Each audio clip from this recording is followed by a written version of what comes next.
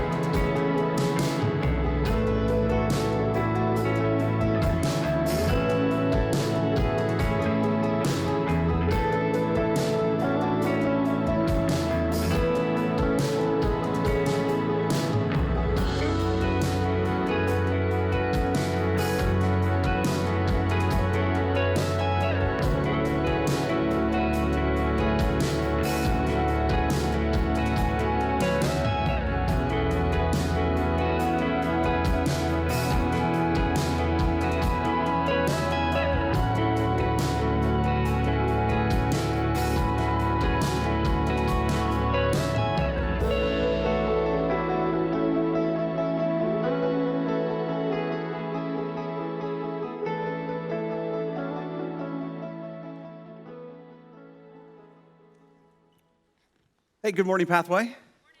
Good to see everybody here. I want to welcome everybody joining us online and up in the venue. We're glad you're with us. My name's Brian Beal. I'm one of the pastors here at Pathway. I'm joined on stage with Becky Johnson, and many of you might know Becky, but let me just give you an introduction because I think this is really important for those that haven't met Becky yet. Becky and her husband Judd came to Pathway when it was less than 100 people, and so that was a long time ago when the church was very young. And since then, over half of Pathway's existence, Becky has been on staff here and been leading women's ministries, very recently taking over our Rooted and working with Dan in life groups. And so probably the thing that I'm most excited about is over the last year or so, Becky has been working through our denomination's credentialing and licensing process to become one of the newest pastors here at Pathway. And so I'm excited to have her with me today. And before we jump into our James series, we're going to actually do something that is an annual tradition here at Pathway. We're going to take a survey of everybody in this room, up in the venue, and online. And so this is something that we do because this helps us figure out how effective, how successful we are, and what we really need to be focusing on as a staff. And so we're going to invite everybody 10 years old and older. There are two different ways that you can take this. We have paper copies that are available here in the building, but online, you're going to do an online version. And if you want to use your phone, we're going to have a QR code on the screen. So get your phones ready, your QR code scanner ready, and you can do this on your phone. If you're seated in the middle aisle right here, and if you're up in the venue by the windows, under every seat is a basket of paper copies of the survey. If you could take that out, take a survey copy, and then pass it down your row. At the very end of the rows, make sure those baskets just go under your seats, and if you're up in the venue against the wall, put them on your seats. We'll reset them later on, so no need to pass them after that. And at the end of this, we're going to have everybody collect those, but I'll instruct you on how to do that here in a little bit. And as we take this survey, we're going to walk through it very quickly. You can work ahead at your own pace if you would like. That's totally fine. But here's the one thing we want everybody thinking about. We want you to be honest. And it is okay if you look at this, you're like, I'm not doing some of this stuff. That is okay. This is an anonymous survey, so we don't know who's taking it. But we really want people to be honest. I know that you'd like to put your ideal, the things that you wish you were doing. But if you can't do that, then we really want you to be honest through this. And if you're watching this later on in the week, you are also welcome to take this survey as well. That link is in the sermon notes tab there online as well. All right, so if you have that ready, if you want to scan the QR code with your phone, you can do that online. We're going to start walking through it, but we're going to go kind of quick. So hopefully you can keep up with us. The very first question is really basic. What is your zip code? If you're online, we're going to pre-populate some options for you, but if you're doing the paper one, just write in your zip code. And the next question is select the service you are in. That's the service you're in right now. So either 9 a.m. in this room or up in the venue, or 9 online if you're watching online. And as Brian said, there's a choice there for other. So if you're watching this at some point throughout the week, that might be your option there. Yeah, which best describes you, visitor, regular attender, or a member. A member of Pathway means that you've been through our life at Pathway. You have met with an elder and have become a member of Pathway. Gender, male or female. All right, your stage of life. And this is one where you can check all that apply. You might have several options here, so just check all of those that apply to you. And then what is your age range? Many there. Check the one that applies to you. Right, not your ideal age. Right, Yes. yes. Not the way you feel, Right. but the way how old you actually are. All right, what is your marital status? Again, this is one, and everybody should fit in one of those. There is another category in case you need to offer another suggestion. What is your ethnicity? Lots of choices there. Pick the one that best applies. All right, how long have you been at Pathway? We love seeing this number as it grows, as more and more people are around here at Pathway. So in 2021, so in this year, in 2021, I have attended on-site or online a Pathway worship service on average. So your average, and then there's several choices there. Less than once a month, twice a month, 3 times a month, or every week. All right, then how would you characterize your relationship with Jesus? There are 4 options. It could be that you're not interested, or that you're interested but still searching Jesus. You're following Jesus but not growing, or that you are following Jesus and growing. And again, in 2021, have you regularly participated in a group environment at Pathway, such as a life group, re-engage, support group, etc.? Yes or no? All right, and then this year, have you regularly led or served in some capacity at Pathway? In 2021, how often did you read the Bible for personal study and application? I do not regularly read the Bible, once a week, several days a week, or daily. All right, we're going to talk about giving. So how do you describe your giving pattern at Pathway this year? Not giving, occasionally giving, giving regularly but less than 10%, giving 10% regularly. This would be a tithe, and so if you are tithing, that's you, or giving above 10%. And are you actively helping others know and follow Jesus? And this is one where you can check all that apply. So yes in my home, yes in our church, yes in my community, neighborhood, workplace, schools, hobbies, or no, I'm not currently doing this. And this goes with our bless strategy. So if you are in some way living out that bless strategy that you've heard us talk about, this would be a place to check that. Yeah. How were you initially connected to Pathway? Some of you are going to have to go a long way back in time to remember how you first heard about Pathway. Maybe it was an event or a service, family or friend referral, social media or website browsing. Maybe it was a personal search. Could be that you drove by on Carroll Road, wanted to check it out. Or if you check other, make sure that you talk about or mention what it was. What specifically was that moment, that event or service that brought you into Pathway? And then lastly, which methods are the most helpful for you to receive updates from Pathway? Is it social media, Facebook, Instagram, something like that? Is it email or text, or on paper or in person, or by mail? Or if there's another way that's really great for us to be able to communicate with you, you can check that as well and write in what that might be. All right, so if you filled out a paper copy and you're either upstairs or you're down here in the worship center, we're going to take a moment. I'm going to call our usher team forward. We're actually going to pass buckets, and so we're going to collect those in there. So just drop them in the bucket when it passes. Make sure those buckets get all the way to the edges of the room. We're upstairs down by, I believe, the wall side, and we'll make sure that we pick those up here in a moment. Thank you so much for taking a moment to do this. This is really important for us. Those that love data and analytics, this is kind of Christmas Day for us because we really begin to see the trends, the patterns, the strategies and processes that we ought to be doing and should be doing here at Pathway. So we're very thankful that you took a moment to do that with us. All right, so I'm going to kick into our sermon series. We're in this series called James. And if you have your sermon notes when you came in, I hope you can get those out and get your Bibles ready to James chapter 3. Because we've been in this series, and the tagline to all of this is that we're looking for practical wisdom for a powerful witness. The reason for that is if we're going to live out that bless strategy where we are engaging the people around us with the story of God, the story of the redemption that we find in Jesus, then we need wisdom for that. We need wisdom for our witness. And so James is guiding us into this. And so as we look at chapter 3, it's going to be like some of the other passages. We're going to get hit in the mouth today because of this passage, because this passage is about our mouths. It's about our tongue. It's about our words. And so I want to begin today with a saying that's been in the English language for about 300 years. It's going to be up on the screen. And it simply says this: actions speak louder than words. I tried to find the origin story of this saying. It's been in the English language for, like I said, about 300 years. There's a couple of different versions of where this might have come into our language. But we've heard this, we've said this, we've told people this. But in reality, the question I want to ask is it true? Is this actually a true statement? I think in a very narrow sense, the novelty of the saying is actually true, that in that moment, actions can speak louder than words, but in almost every other sense, it's actually untrue. Words are way more powerful. Words have longevity to them. The fact that we're reading scripture that was first written down some 4,000 years ago, and all the people in it have died, means that words have a longevity to them. Words have a power to them. And so we really need to kind of set in that. And really what happens is when you come into history, you begin to look at people, famous people, who have said things that are very regrettable.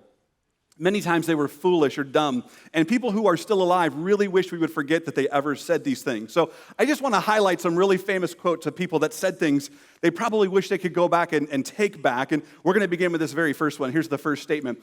What use could this company make of an electrical toy? This was the president of the Western Union Telegraph Company when he was offered the opportunity to buy the patent on the telephone, and he passed on that one. So that's what he said. I think there's a world market for maybe 5 computers. This is back in the 40s, maybe a little apocryphal, but it was the president or the chairman of the board at IBM who really did not understand the power which that they had and didn't understand really what the world needed. We now probably, most average Americans have 5 computers in their home all by themselves. No audience will ever be able to take more than 10 minutes of animation. This actually, again, we're not quite sure who said it. It was an unnamed Walt Disney executive who was concerned as the build-up to Snow White and the Seven Dwarfs came out because they had never had a full-length feature film of a cartoon, and they were concerned nobody would be interested in it. So obviously, they were wrong on that one. This one is an actual quote. I actually don't like thinking. I think people think I like to think a lot, and I don't. I don't like to think at all. This is Kanye West in 2016.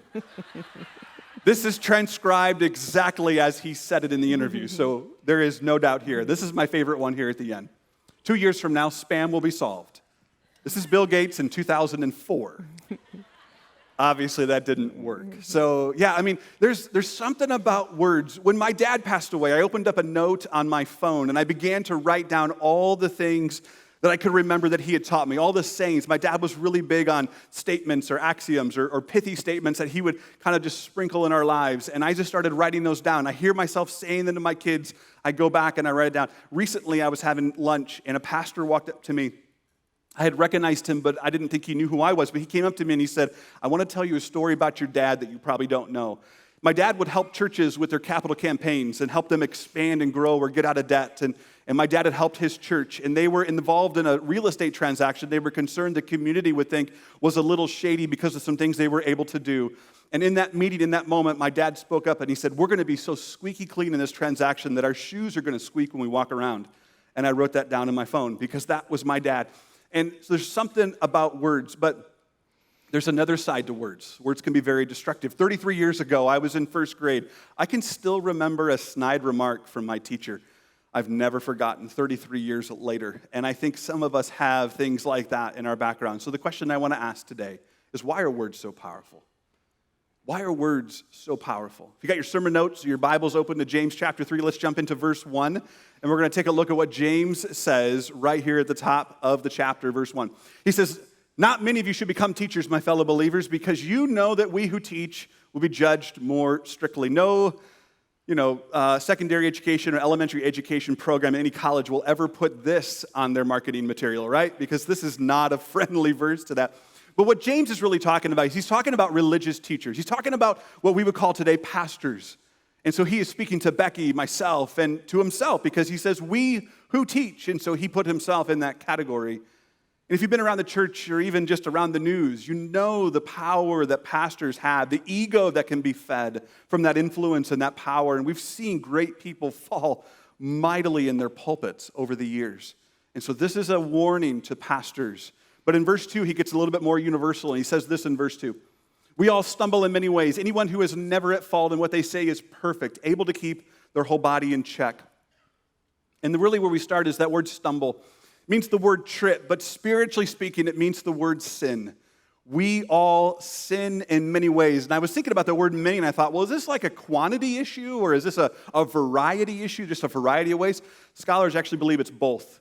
We sin a lot. We find creative ways to sin all the time. And so this is what's true. And perfect means perfect. It means exactly what we think it means. And no one is perfect except for Jesus. As we go to verse 3, Becky's going to teach us in this. All right, so verse 3 says, when we put bits into the mouths of horses to make them obey us, we can turn the whole animal. And going on, it says, or take ships as an example. Although they are so large and are driven by strong winds, they are steered by a very small rudder wherever the pilot wants to go. Likewise, the tongue is a small part of the body, but it makes great boasts. Consider what a great forest is set on fire by a small spark. So when my son, who is now 30-some years old, was in middle school, he had picked up the hobby of photography and was getting to some degree of skill with it. And so a friend of ours who loved horses wanted him to go take some pictures of horses for her office. She could frame them up and have them in their office. So we decided to make a weekend out of this, to take him someplace where he could take really picturesque, beautiful shots. And so we headed down to Lexington, Kentucky, where there are amazing horse farms, picturesque, rolling hills, beautiful scenery. And one of the places we were able to work out to go was Keeneland Racetrack. And Keeneland, at the day that we were there, they happened to have a horse auction, a horse sale going on, and the owners and the teams were parading horses around the stable and being able to show them off just a little bit. And so here's my family with our little cameras, and one of the owners said, would you like to come closer and see my horse? And we said, yes, that would be great. So we walked a little closer, and I asked him, how much do you think this horse might sell for? And he said, probably around $3 to $5 million. And I wanted to tell my kids, don't touch the horse. If we break it, we will not be able to buy it. But as we walked closer, we saw the muscles. We saw these horses are bred to race. And so we saw the strength and the muscles of these horses, and it was just an amazing, beautiful thing. And as I read James' words, and those memories came back, it started to make me think, I could have used every ounce of strength I had. I could have gathered my family to use every ounce of strength we had to try to move that horse by pushing or pulling, and we would not have been able to budge that horse one single inch. But we put a bit in the horse's mouth, and with the harness, I could gently tug one way or the other, and I could I could steer that horse wherever I would want it to go. And James is giving us a beautiful picture of that with the horse and the bit and the rudder of the ship being able to control this really large, massive thing. And he's telling us our tongue is the same way. Our tongue is a small part of the body, but it can control our body. It can control the direction our life goes. And he says to even consider what a small spark can set a raging fire, and our tongue can be that. And Brian gets to teach us just a little bit more about the tongue being a source of fire. Yeah, verse 6, we read this. The tongue is also a fire, a world of evil among the parts of the body. It corrupts the whole body. It sets the whole course of one's life on fire. It and is itself set on fire by hell. There's that phrase, a world of evil. Our tongue is a world of evil. The word world there is the word cosmos. There is a planetary pull to our tongue. It changes everything. This little tiny muscle has a planetary pull. It talks about corrupts. The word corrupts actually carries the idea of staining. Our body has been stained because of the words that we've used from our tongue, the words that we've typed out online. We are stained as a result. And then it talks about how it is set on fire by hell. And in the Greek there, it talks about this idea of Gehenna. Gehenna was a physical place that people understood in the first century. Gehenna was this valley outside of Jerusalem called the Valley of Hinnom. And you don't need to know all the geography of it, but the history of it is really important to understand. In the Old Testament, there were times when the people of Israel were abandoning God, and they would go down to the valley, and they would worship the god Molech. And in order to worship the god Molech, they would take their infant to an altar down in the valley, and they would sacrifice that child by blood, by draining its blood, in order to appease the god Molech, the idol Molech. That's where that valley started. And after that, invading armies to Jerusalem would come, and they would slaughter people in Jerusalem, and they would stack the dead bodies in the Valley of Hinnom. And so by the time Jesus and James come along, that valley is kind of, it's a trash heap, it's a dump, and it's where everybody in Jerusalem dumps their stuff they don't want. And they had set it afire so that that stuff can burn down so they can add more trash on top. And so every day, all day, 365 days a year, there's a fire burning in that valley. And that's what James is helping his readers understand, that and in a spiritual sense, hell is an actual place, and our tongues are lit on fire by it. We reek when we attack people made in God's image, when we eviscerate them online. We reek with the smoke of hell. My wife and I, we go on vacation. We actually have our kids bring 2 sweatshirts. We have one for campfires and one for everything else, because we don't want them smelling like smoke everywhere we go. But the reality is our tongue reeks of the smoke of hell when we use it to just destroy the people around us. We keep going into verse 7, and Becky's going to lead us. So verse 7 says, all kinds of animals, birds, reptiles, and sea creatures are being tamed and have been tamed. That word can mean to subdue. So they have been tamed, but no human being can tame or subdue the tongue. It is a restless evil full of deadly poison. So we have a dog, Cooper, who's 13 years old. So he's been with our family for a long time, and we love this dog. He is a member of our family. And over the course of years, we've been able to teach him a few tricks. So he can sit. He can stay when he wants to. He can roll over. But our favorite trick that he does is one my son EJ taught him a few years ago. He can give us a high five. So watch this just really quick. High five. Good boy. Sit. You shake. Shake. Good boy. Okay, sit. Sit. High five. Good boy. It's cute, right? He's pretty cute. But we can tame our dog to do those tricks. We can tame and train him, and he can do a lot of really fun things that bring us joy. But James is continuing just to drive home the point that we can tame our dogs and animals to do tricks, and we can tame them, but we can't tame our tongue. I love the way the Message translation says it. He says, you can tame a tiger, but you can't tame the tongue. It's never been done. The tongue runs wild, a wanton killer. In the next couple of verses, James goes on to give us 2 really strongly contrasting things. And one commentator said there really could be almost no 2 stronger comparisons. So let's go on to verse 9. It says, with the tongue we praise our Lord and Father, and with it we curse human beings who have been made in the likeness of God.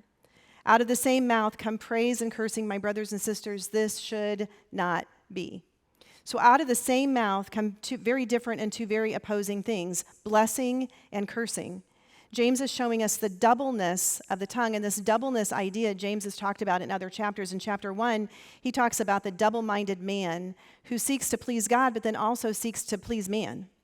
And in chapter 2, which Dan talked about last week, he talks about the double standard of having faith, but then the inconsistencies in the way we walk out that faith and the things we do that don't show that faith to be true. So the doubleness of the tongue, praising God, but cursing those who've been made in God's very likeness, James is saying this should not be. And one commentator that I read said that a more literal rendering of that phrase, this should not be, would say this: it is not necessary that these things should be this way. And that gave me hope that this doesn't have to be necessary for these things to be this way. And this commentator goes on to say that Christians who have been transformed by the Spirit of God should manifest the wholeness and purity of the heart in consistency and purity of speech. And again, that gives me hope that our tongue can gain some control. And Brian gets to go on and talk a little bit more about a couple of comparisons that James gives us that are so great in helping us to understand this farther. Yeah, to finish this up in verse 11, this is what James writes. Can both fresh water and salt water flow from the same spring? My brothers and sisters, can a fig tree bear olives or a grapevine bear figs? Neither can a salt spring produce fresh water. And kind of the best comment that I can give out of this, New Testament scholar had basically written, bad things can't produce good things. That's the truth from this. Now, we're not trees, and so we don't really need to carry this illustration further to try and parse it all out, but it's important that we understand bad things do not produce good things, but our mouths can do both good things and bad things. In my preparation for this sermon, I realized that there's a truth in this passage that I cannot just talk about for everybody. And so the reason why I invited Becky up here is because we both want to talk to both sides of life, men and women. I can speak to men, but I am wholly inadequate to speak to women. And so the reason why Becky is here is so that she can speak to women. In a moment, we're going to be applying this, talking about the wisdom for both women and men. And in our preparation for this, one of the things that we were discussing, there was a comment that Becky made, and I realized that is going to be our big idea, because that is the truth of this entire passage. So as we look at all 12 verses, what we really see coming out of this today, our big idea, which is simply this: common to all of us is stumbling with words. Common to all of us is stumbling with our words.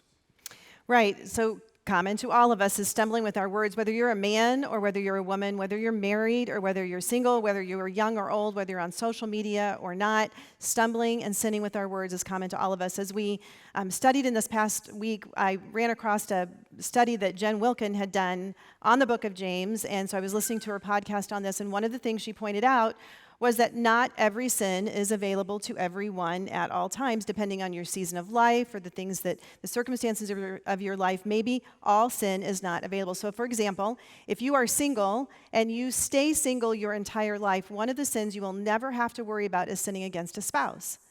But the sins of the tongue, the sins of our words, is common to absolutely every one of us. James even says earlier in the book, he says, "Who has never sinned with their tongue?" And the answer is all of us have. The only person ever to have never sinned with their tongue is Jesus Christ. So it's common, it's a common sin, and it's a common way that each and every one of us stumble. So as Brian said, I want to just talk for just a moment to the women in the room. And it's not exactly time for all of you men to tune out, because maybe you'll pick a little something up as well, and we women aren't going to tune out when Brian starts to talk with the men. But I want to just talk with the women for a second, because I live your life. We live life a lot in common ways. I'm a wife, I'm a mom, I'm a grandmom, I am an employee, I am a friend, I'm a neighbor, and so I think we live a lot of common life together. And so as I was immersing myself in this passage, and God was giving me a lot of opportunity this week to practice what I'm sharing with you today, and to go and even apologize for some of the words that came out of my mouth in the last few weeks. And so these three things just kind of kept coming to my mind. So I just would like to share them, and maybe they'll be something that will resonate with you as well. So the first thing, women, is that came to my mind, that kept coming to my mind, was that some words need to be spoken. Some words need to be spoken. Proverbs 18:21 says, "The tongue has the power of life and death." And so these words of life are the ones that need to be spoken. Words of honesty give life to trust. Words of forgiveness give life to healing in someone's life. Words of encouragement give life to confidence. I had a woman many, many years ago who happens to be sitting in this room right now that spoke words of life into me that steered my life into the direction that's put me where I am today. They can give confidence to people. Words of love and care give life to deeper relationship. When someone knows you authentically love and care for them, it's going to drive that relationship into a deeper place. So my question for you is, who do you need to be speaking words of life to this week? Is it someone close to you in your family? Is it a neighbor? Is it someone you work with? Who do you need to be speaking words of life to this week? Secondly, some words need not to be spoken. Some words need not to be spoken. And from Proverbs 18:21, we also learn that some words bring destruction. And so words of gossip and slander bring destruction to character. We've all maybe experienced or even heard of character assassination. Words of criticism bring destruction to relationship. Words of complaint can bring destruction to unity. We all see that around our world today. Poorly timed words can bring destruction to any opportunity to share what Jesus is doing in your life and in the life of those around you. Proverbs 17:28 says, "Even fools are thought wise if they keep silent, and discerning if they hold their tongues." So my question then for you now is, what words do you need to not speak this week? What words do you need to not speak this week? And let me just say that if those are words that you feel are wise, if those are words that you think should be said, or if those are words of anger or frustration that you're trying to put this into practice and hold your tongue just a little bit, there is one who's always ready to hear whatever word you need to speak, and that is your Heavenly Father. He is near, He is there, He never sleeps or slumber. He hears your words every time, and He delights in hearing your words, and He delights when you come to Him with the words that you need to speak. And then the last thing that kept rolling around in my mind this week was, remember, you can't spell tongue without tone. Remember, you can't spell tongue without tone. When my son EJ was in about 4th or 5th grade, he had wanted to try out football, but was also committed to our swim team. And so we had said, okay, for this short period of time, doing these two things at the same time, where practices were going to overlap and come together, we will do this if everybody decides and makes a commitment to not complain or whine. And so one day he went to football practice, and we had to go directly to swim practice, and he was getting started with swimming, and I noticed that he was at the railing, and he was whining and complaining, and said that he had hurt his hand. He had fallen and hurt his hand, and he didn't think he could swim. Well, tired mom was talking to tired child, and I said, checked out the hand, thought it looked great. I said, it'll feel better as you start swimming, just go get in the water. Well, as he would come back to me again and again saying, my hand hurts, I don't want to swim, my tone went from go get in the water to go get in the water. To where eventually we left the pool, and tired mom was not having a good tone with tired son. So my words were the same, but the way I was communicating them in my tone was very different. Began to communicate frustration, impatience, and not love and care for him. You will be happy to know this was a failing mom moment, because we did come to find out that his hand was broken, and he should have probably not been swimming.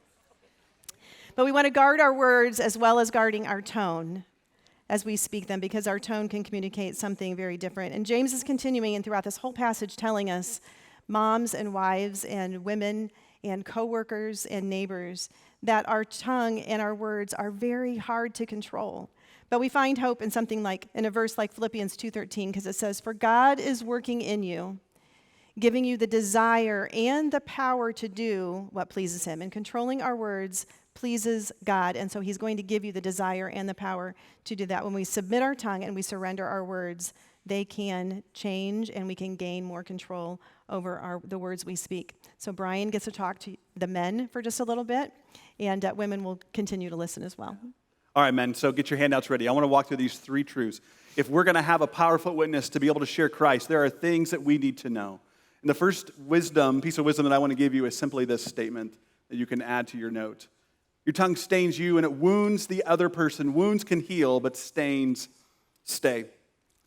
There's something about the way that when we speak to the other people and we have conversations and we use words of destruction, I know what happens. We men have had so many conversations and comments and criticisms that we wish we could go back in time and take back. That we wish we could go back and just eliminate the fact that we were going to say it. But in that moment, in that conversation, all of us men, we have had something in our minds that we thought was true.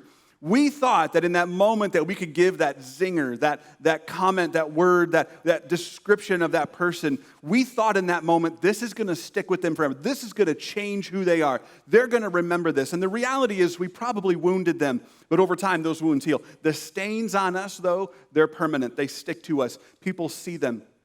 So many of us are covered in stains because of the words, the conversations, the way that we talk to the people around us. And the reality is they're not going anywhere. The only way to get rid of the stains on us is the most churchy answer ever. It's Jesus. A surrendered life with Jesus is the only way to get rid of the stains on us because of how we use our tongue. The second wisdom that we need to share today with men is simply this, that we want to wait for the question mark.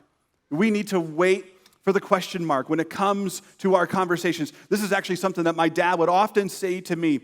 There are times when people come to us and inside of our rightness, because we know that we're right, we will vomit our rightness on the people around us, and they never even asked us a question. Society calls it mansplaining. They call it all kinds of things, but there's this idea that men have inside of us that when we see something wrong or when we think people think that we're in the wrong, we're just going to vomit how right we are on top of them. And the reality is we need to wait for the question mark. Oftentimes, my dad would speak this to me when I would get an angry text or an angry email, or somebody would come to me and just go at me. And my dad would say to me, just wait for the question mark. I would listen to statements over and over and over again. And if they only made statements, I would thank them for sharing and I would move on. Because the reality is, I cannot help how angry people get. But I can control how much gasoline I throw on the fire. And so when I wait for those question marks, when I wait to be invited to speak, then I can open my mouth. Then I can begin to share what God's put into my heart to share with them. And lastly, man, the last one is simply this. You are not the sum total of the words spoken to you. You are not the sum total of the words spoken to you. You know, I don't just remember that one comment from my first grade teacher 33 years ago. I remember a lot of insults. I remember a lot of criticism. I remember a lot of things that people have said that has wounded me and hurt me. A lot of us have this. If Time Life got a hold of us, they could make a 10 CD compilation of all the insults that we've ever heard, and we would play them over and over again in our minds for some of us because those words have affected us. And if that person was our earthly father or mother or aunt or uncle or grandparents or a neighbor or a friend or a boss who has really never been able to say nice things to us, then we absorb those and we replay those in our mind, but you are not the sum total of those words. And if it's probably one of the most damaging relationships, if you had a father on this earth who said horrible things to you, that is incredibly hard to let go of. But you need to know that your earthly dad does not define who you are. Your heavenly Father, your perfectly loving heavenly Father, his words matter. And what he says about you in 1 John 4:19, and I rephrased it, simply says this: God first loved you. God first loved you. He loved you before it was cool. He loved you before it was viral. He loved you before anybody realized that you were even here. He first loved you, and you need to begin to explore the depth of that, because those words spoken of you do not define you except when you look at what he says about you. And Becky's going to challenge us here at the end. Well, our desire really is for each and every one of us to be able to look back a week from now, 2 weeks from now, 6 months from now, and know that we are not the same when it comes to our words as we are today. That there has been change that has taken place in our words over these next few weeks. And so we want to give you a challenge, really invite you into doing 2 things this week with us. And I know, like I said, and I know this is true for Brian as well, that God has given me a lot of opportunity to watch my words this week. And I know that in the weeks to come, he's going to give me even more opportunity to watch and put some control to my words. So we want to, like I said, invite you into 2 things that are centered around this verse, Psalm 19:14. And it simply says, "May the words of my mouth and the meditation of my heart be pleasing to you." And so the 2 things we'd love to invite you into is praying this verse every day. You might start off your day with saying, "Lord, today, may the words of my mouth and the meditations of my heart be pleasing to you." And there's a good chance that repeatedly throughout your day, there will be times where you'll just want to pray again. "Lord, may the words of my mouth and this situation that I'm faced with right now be pleasing to you right now." And then the second way we'd like to invite you into this verse this week is to memorize it, to dwell on it. And then in months and days to come, this verse will come back. If you've hidden it in your heart, this verse will come back and can speak life into you, can speak life into the situation you're in. So I'm a big fan of putting sticky notes all over the place where you'll see this verse, whether it's your bathroom mirror, on your remote control before you turn the TV on, or in your car, or at your desk, or in your locker at school. Any place you can put a 3x5 card with this verse or a sticky note with this verse so that you can see it day in and day out. And when the Lord is really working with me on something and there's a verse that I need to learn to put in my heart so I can change this way of thinking or change a behavior, sometimes I'll just write it on my hand.